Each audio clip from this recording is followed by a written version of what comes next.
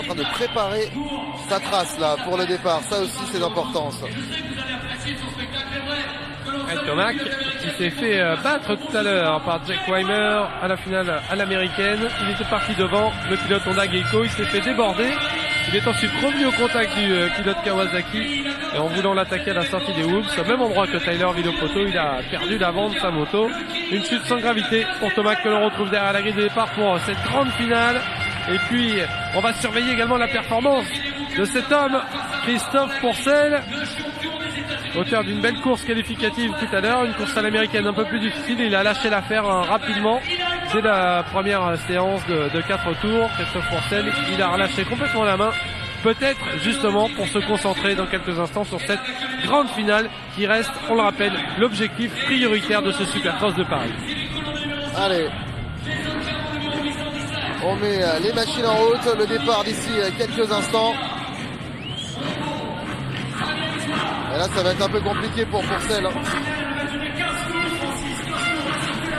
15 tours, ça va être très long cette finale. Il va se passer beaucoup de choses. Comme d'habitude, il y a souvent des petites chutes, les pilotes qui fatiguent sur la fin de course. Un terrain qui va considérablement se détruire au fil des passages répétés des motos. Donc vraiment, commettre le moins de fautes possible, soigner son envolée et pourquoi pas profiter des petites erreurs des uns et des autres pour monter sur le podium. Ce sera l'objectif de Christophe Pourcel qui est très très mal placé derrière cette grille de départ en seconde ligne. Allez, le panneau 15 secondes, 5 secondes maintenant pour la première grande finale de cette 30e édition du Supercross. Et boum, c'est parti. Weimer est parti comme une fusée. Ouais, Souberas qui a pour sa vitre intérieure, tout comme Justin Breton. Ouais, Weimer fait le meilleur départ. Breton est bien, Tomac est bien, Tomac est deux. Chisholm bien parti, pas de nouvelles de Christophe Pourcel pour le moment. Où sont les Français? Souberas a soigné son envolée. Pas de nouvelles des autres. Il y a également Cyril Coulon, il me semble qu'il est bien parti. Non, c'est Fabien Exoir, Cyril Coulon, il est là également. Jason Clermont, il est bien aussi, dis donc. Et pour celle dernier, oh là, qu'est-ce qui se passe pour Christophe? On ralentit déjà. Ouais, ça va être un peu compliqué pour les Français. Weimer en tête, Eli Tomac deuxième, Justin Breton 3. Jason Clermont. Non, c'est pas Jason Clermont qui est derrière. C'est Fabien Exoir qui est bien placé aussi. Si, c'est Jason Clermont qui est quatrième. Ouais, c'est Jason Clermont, on l'a confondu avec Cédric Souberas. Petite erreur de Greg Aranda qui vient de caler. Et Christophe Pourcel qui est donc maintenant avant-dernier. Devant lui, il y a le Français Eric Sorby. Ouais, Pourcel qui est bon dernier là. Ça, c'est vraiment dommage. Ouais, c'est surprenant cette première soirée de Christophe Pourcel. Pas très à l'aise aux essais. Il est monté en pression dans sa manche qualificative. Et puis depuis la Super Bowl et la finale américaine, on dirait qu'il a pris un petit coup au moral, Christophe Pourcel. On espère qu'il va vite se ressaisir. Il découvre un peu la 3,5 aussi. Chute. La chute. Il y a souvent des chutes à la sortie des whoops. Ce serait pas Jason Clermont là qui serait parti à la faute. On n'a pas vu à l'image, en tout cas pas de problème pour les Américains puisque Weimer toujours devant Tomac et Breton.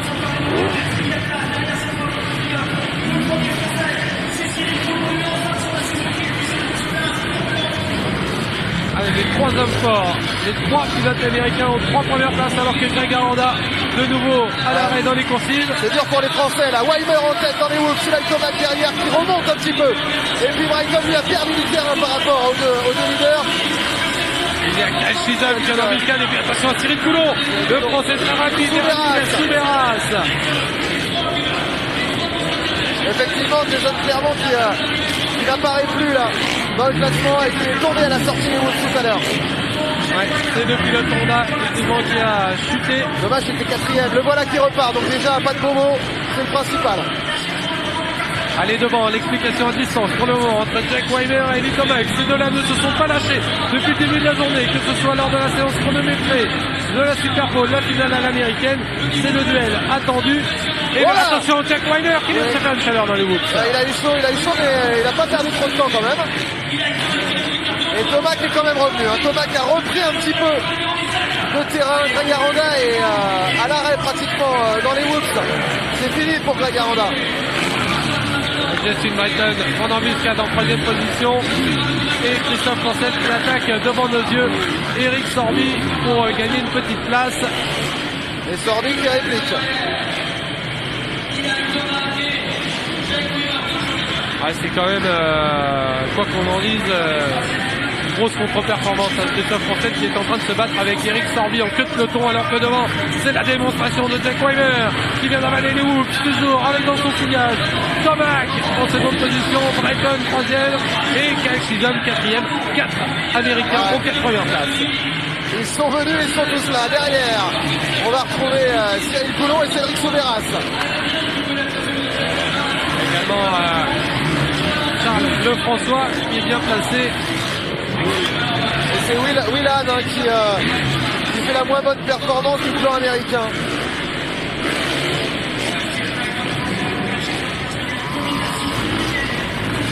Huitième position pour l'instant pour Willan. Alors qu'on va voir nos leaders sortir des coursives. Allez, faut qu'il aille Tomac revienne au contact, là qu'on est de la grosse bagarre entre ces deux-là. Allez, on revient justement à l'image sur cette communication entre Weimer et Tomac. Dans cette deuxième partie du circuit, il est plus rapide, Eli Tomac. Allez, Weimer qui boucle un nouveau tour en tête. Pour le moment, une course impeccable du pilote Kawasaki qui tient au respect. Tomac, deuxième, mais le pilote Honda Gecko n'a pas dit son dernier mot pour la victoire dans cette finale. En tout cas, clairement, ça se confirme. On l'a vu tout à l'heure lors de la Super Pole, ils ont collé une seconde au troisième temps, et ça se confirme dans cette finale. Tomac et Weimer sont bel et bien les plus rapides. Tomac dans les whoops! Incroyable la vitesse d'Eli Tomac dans les whoops, il est revenu dans la roue arrière de Jack Weimer. Et Bryson, il est en train de perdre énormément de terrain. Et on a un léger retour de Chisholm. Attention, la régularité de Kyle Chisholm, c'est un métronome, c'est ce qui lui a permis de s'imposer ici et d'aller chercher le titre de King of Bercy l'an dernier. Allez, il reste 8 tours et Eli Tomac est sérieusement en train de mettre la pression sur les épaules du leader Jack Weimer. C'est la mi-course. Et Christophe Franchel qui a doublé Eric Sorby qui a profité de la chute de Jason Clermont pour remonter à la 11e position maintenant. Et là on va voir lequel des deux entre Tomac et Weimer a le plus de caisses pour encaisser les derniers tours de course. Ça commence à être difficile. Allez, Eli Tomac toujours deuxième, il a quelques longueurs de retard. En termes d'expérience, un petit avantage à Jack Weimer qui connaît la catégorie 450 depuis maintenant quelques saisons.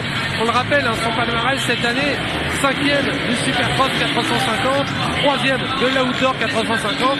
Face à lui, il y a un jeune loup aux dents longues, il s'appelle Tomac, il a décroché le titre SX West en 250, mais pour lui, la 450, c'est vraiment au coup par coup. Il a réalisé de très belles courses, notamment ici même l'an dernier à Bercy au guidon de cette machine, mais en temps normal, il roule sur la demi, donc au niveau du physique et de l'expérience, petit avantage pour Weimer. Et le voilà justement qui sort des coursives. Regardez Tomac dans les whoops. Et regardez, surtout pour la 3e position, la bagarre qui est en train de se profiler entre Kyle Chisholm, le King of Bercy en titre. Face à lui, il y a Justin Breton qui lui aussi avait décroché le titre de King of Bercy. C'était en 2009 face à James Stewart. Et bien regardez, les deux anciens King of Bercy qui s'expliquent pour la 3e place et qui laissent devant eux l'explication entre Weimer et Tomac. Et un peu plus loin, il y a un règlement de compte franco-français entre Cyril Coulon et Cédric Souberas aussi. C'est pour le top 5. Allez, on revient justement sur Kyle Chisholm qui revient petit à petit, qui grappille millième par millième sur Justin Breton. Pour l'instant, Brighton a encore un peu d'air, encore un petit matelas de sécurité, mais est-ce que ça va durer? Dans quelques instants, Christophe Pourcel vient d'avoir le drapeau bleu. Dans quelques instants, Jack Weimer et Tomac qui vont prendre un tour aux Français. Drapeau bleu pour Pourcel, ça fait mal. Ça fait pas du bien, ça c'est sûr. On s'attendait pas à ce genre de performance de la part du Français. Alors que derrière, regardez l'explication pour le top 5. Eh bien, ça tourne à l'avantage de Cédric Souberas qui vient de déborder Cyril Coulon. Et voilà justement cette bagarre entre les deux Français. Souberas a pris l'avantage. Et il reste 5 tours à couvrir dans cette finale. Et Pourcel vient de prendre un tour. Et il reste sous la menace d'Eric Sorby. Énorme contre-performance, énorme déception de la part de Christophe Pourcel dans ce premier soir. Et on reste sur cette bagarre entre nos deux Français, Cédric Souberas et Cyril Coulon. Ça va très vite, ils ont la caisse, ils résistent.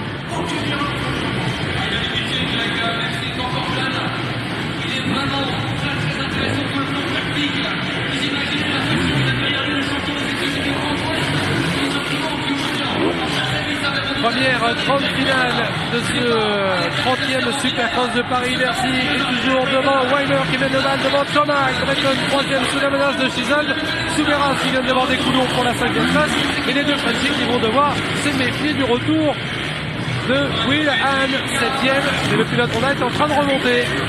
On a vu Tomac qui avait eu un peu chaud au bras là dans le passage des Whoops. Mais il reste toujours à égale distance, il y a quelques longueurs, mais c'est encore rattrapable, il reste 3 tours. Et surtout, Weimer ne doit pas commettre la moindre erreur maintenant.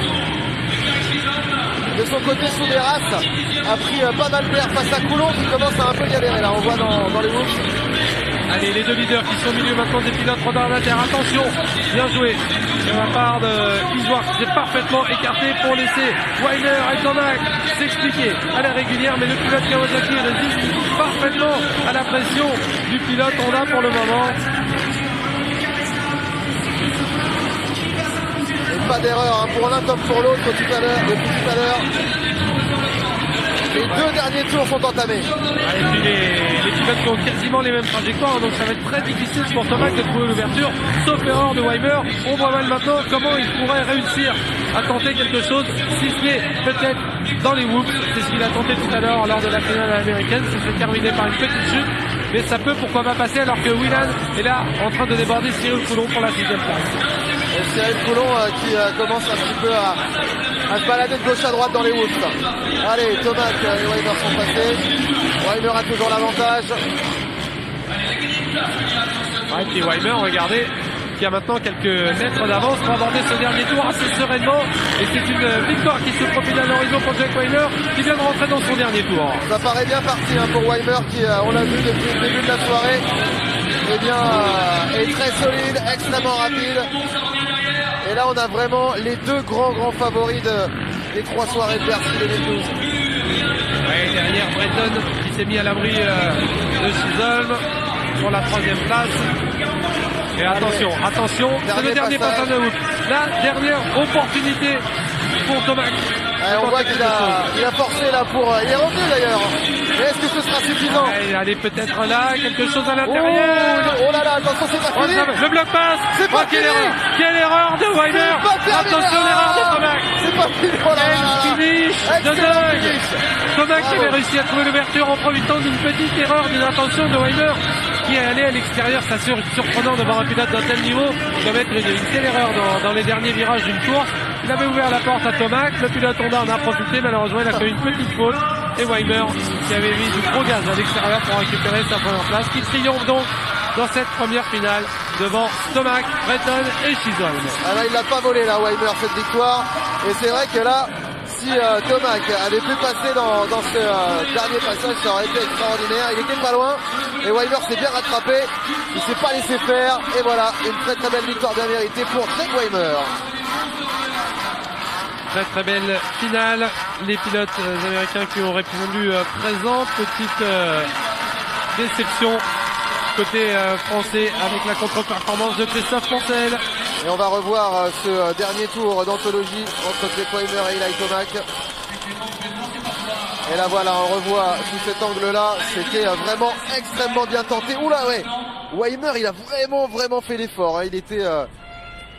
limite en perdition, gaz en grand, et bien il est resté sur ses roues. Et voilà, c'est la victoire. Superbe explication, quelle passe d'armes entre Weimer et Tomac. On découvre le classement final avec Weimer qui s'impose donc devant Tomac, Breton, Chisholm, Souberas, premier français, 5e devant Will Hahn, Coulon, Le François, Christophe Poncel finalement revenu à la 9e place après son départ catastrophique. Il était dernier.